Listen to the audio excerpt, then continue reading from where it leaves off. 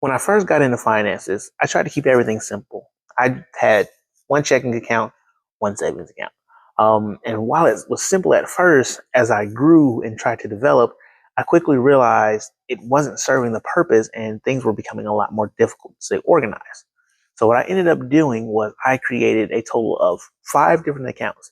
And these are 5 accounts that I recommend every single person who is trying to get into finances and trying to improve their finances to implement into their life. Now, the best part about these accounts is that for most banks, you can just log into the app and you can create them with little to no hassle. But if you're still uneasy, you can easily go into the nearest branch location and they'll gladly help you out. Now, assuming you already have a bank account and you've already been using it for a while, you can go ahead and skip to this time right here, as these first 2 accounts really won't be too applicable for you. The first account that we're going to talk about is a daily checking. And this is truly just that, is a daily checking account. It is an account that you will use on a daily. This is going to take care of all of your operational needs. This is going to be you buying gas, you buying groceries, you buying stuff at the store. This account serves one purpose and one purpose only, and that is to allow you to use money freely, worry-free. Second account that I recommend is a daily savings account. Obviously, the daily checking goes hand in hand with the daily savings. They pretty much operate the exact same, but the only difference being is the daily savings is for you to save. The whole point of this account is that you are just setting small amounts of money aside. That way, if you ever come across something that you just want, even though I don't encourage impulse buying, if it's just something that you see that you needed or something that you wanted or some type of small or medium expense that you weren't planning for that pops up, you have money set aside to take care of those things. The daily checking in account one is more so for those frivolous purchases and those constant reoccurring purchases, whereas the daily savings is simply just setting aside money in the event that you need it. That's the whole point of that. Now, those first 2 accounts, those are your basic accounts that everyone has and everyone knows as soon as they open up a bank account. It's simply a checking account is an account that allows you to send money out, and a savings account is purely for holding money. Those are the biggest difference between those two. But a daily checking and a daily savings, the whole point of having those is for you to be able to operate on a daily basis without really affecting these next 3 that I'm about to tell you. And these next 3 are the key ones, because those are the ones that are going to make finances simpler, make your life easier, and make things run a whole lot smoother in your world of finance. Now, the third account that we're going to talk about is going to be your bills checking account. It's important that this is a checking account because the way we're going to set it up is going to allow your bills to be set up on auto pay. And what happens is if you have it as a savings account, a lot of companies will either charge you a premium or not accept your savings at all. So it'll make things a little more complicated. So it's important that this account is a checking account. And this account is dedicated solely to bills. It is, you will go through and you will calculate your total amount of expenses or typical expenses for the month, and you will separate that into your total number of checks, and you'll have that amount auto go into that account, and then you'll have your bill set up on auto pay to where auto take it out of the account. I mean, that sounds like a lot, so we'll walk through it.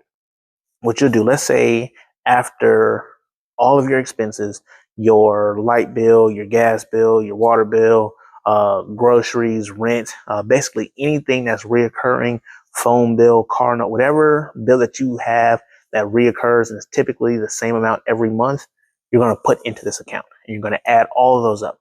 So for simplicity's sake, we'll just say all of those things I just named, that adds up to a total of $2,000. Okay, so you're going to take that 2,000 and you're going to divide it by the total number of checks. So if you get 4 checks a month, you're going to divide that by 4.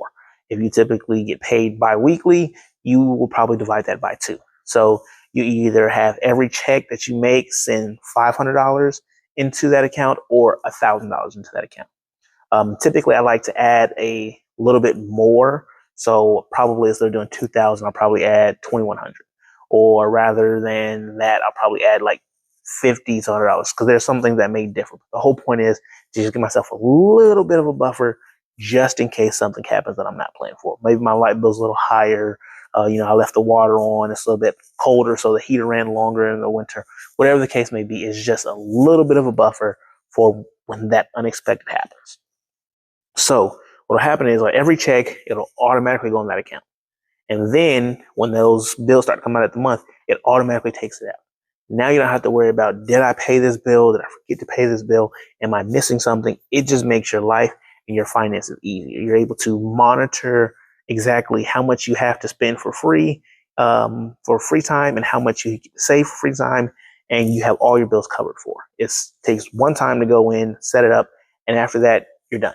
So this is an account that really, really helps your life, especially in terms of finances, because you're no longer worried about micromanaging your bills. Although you no longer have to worry about your bills because you did a very good run through a couple of times and you built in that buffer, I would still keep an eye on this account. It could easily be that for whatever reason something doesn't come out right or something happens. I haven't really had that happen yet, but I always keep an eye on it, of that fear just in case. But please make sure you keep an eye on that, because if that account is messed up or if your bills are higher than expected, it can kind of throw off things, and missing bills is never really fun. So please make sure that you're keeping track of that. That brings us to account number 4, which is an emergency savings. Now, an emergency savings is just that. It is a savings for emergencies. And this is not like the little small emergencies like, oh, I ran out of gas. Or no, this is purely top level emergencies. That is, I've lost my job. For whatever reason, I can't work. I need to take care of my parents. I need to take care of my children, my siblings.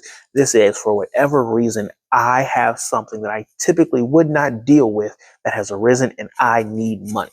That's the whole point of this account, is to give you a nest egg in the event that something bad happens. Typically for this account, I recommend it being 1.5 times your monthly expenses. So if we use the number of earlier of $2,000, you would take that $2,000, you put it into your calculator, multiply it by 1.5, and then you get 3,000. So 3,000 is the absolute minimum that should be into your emergency savings. Let's say you're one of those college students that I have watching, and your total's like $687 for expenses.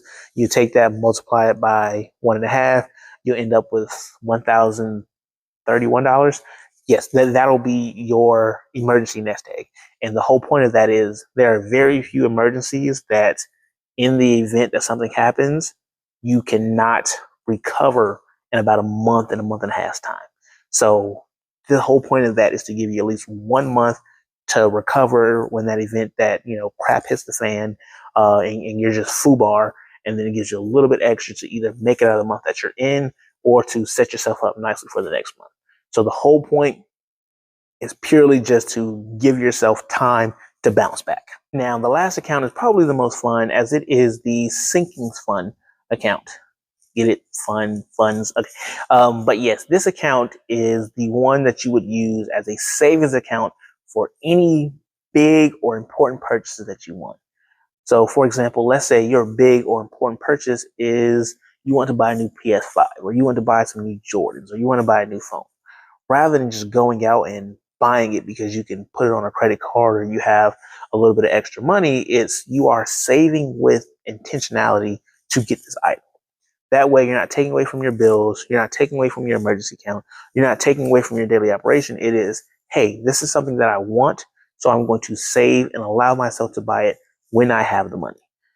This is really important. It's just a way to be smart with your money, a way to be smart with your savings, and to save with intentionality. Before we get to our review, feel free to go ahead and subscribe, drop a comment if you have any questions, or even if you found this helpful. But let's get to the review. So the first account that you're going to have is a daily checking. The whole point of this account is to make sure that you are able to send money out on a daily basis. It is allowing you to keep your money in a bank and swipe your card. The daily savings is the account number 2. And the point of that is to keep a little bit of money on the side to cover anything that your daily checking doesn't have. Account number 3 is going to be your bills checking account. The whole point of this is to set your bills up on auto pay. That way is one less thing you have to worry about in your finances.